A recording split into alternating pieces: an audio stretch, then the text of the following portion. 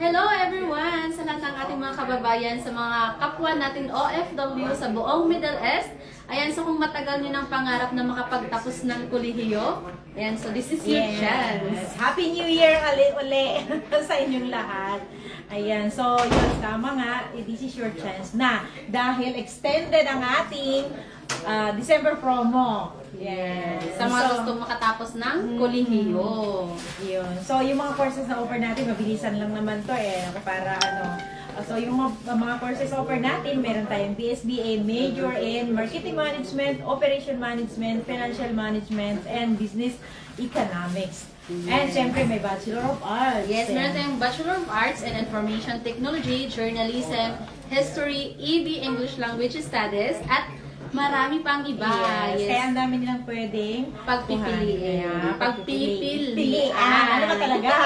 Ayan. Yes. Ma'am, yung kadalasan tinatanong nila, ma'am, is hanggang kailan daw nila pwedeng tapusin yung bachelor's degree or yung pagtatapos nila ng kolehiyo? Habang buhay. Ayan, actually, yung pag-aaral kasi natin dito, open calendar naman. Pero, syempre, nasa ano natin yan, kung ano ba yung target mo? Yes. Kailan mo ba gustong tapusin? Ibabalik namin sa inyo yung tanong. Gusto mo bang tapusin in 2 years time? Or in 3 years? In 4 years?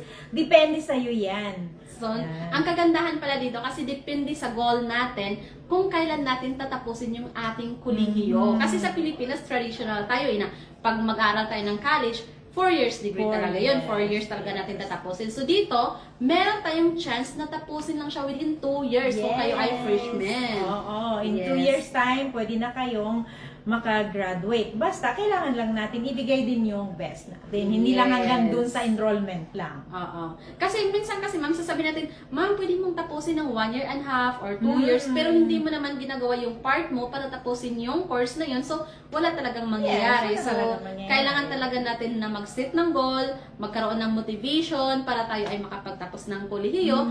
And ang kagandahan dito sa ICAC po, no, na kasi yung enrollment natin ay subject-based lang. Yes, pwede kang magbayad ng paisa-isang subject. Kung kailan ka meron, syempre, aginaldo. Pwede, Yes. halimbawa, pag nag-enroll ka ngayon ng isang subject, kung may budget ka uli for next week, pwede ka agad uli magpa-add ng subject. At yung pag-aaral natin, anytime, anywhere, pwede niyong gawin yan. So, wala tayong instructor dito. Pure online modular siya. Yes. So, kahit busy tayo sa trabaho, after ng work natin, pagdating natin sa bahay, o pagkatapos natin ng trabaho natin, pwede natin magawa yung ating mga modules, makapag-module quiz tayo. Ang kailangan nyo lang ipabook ng appointment is yung sa final exam. Ayan, so ano pang hinihintay natin? Yan, so New Year. So new year, new goals. New goals. Oo. Ayan, So, message na kayo sa aming WhatsApp number +965 99302850 para sa enrollment assistance. Ayan, at saka sa ating mga Facebook pages, yung mga ating student consultant, nakatambay sila dyan. And syempre, pwede tayong magpabook ng consultation. Yes. Online consultation, everyday po yan. So, mag-message lang kayo para mabook natin yung appointment ninyo para sa online consultation para at least sa mga kababayan natin na nagdadalawang isip or naguguluhan, ano ba yung course na pwede nilang kunin, paano ba mag-aral, paano mag-enroll.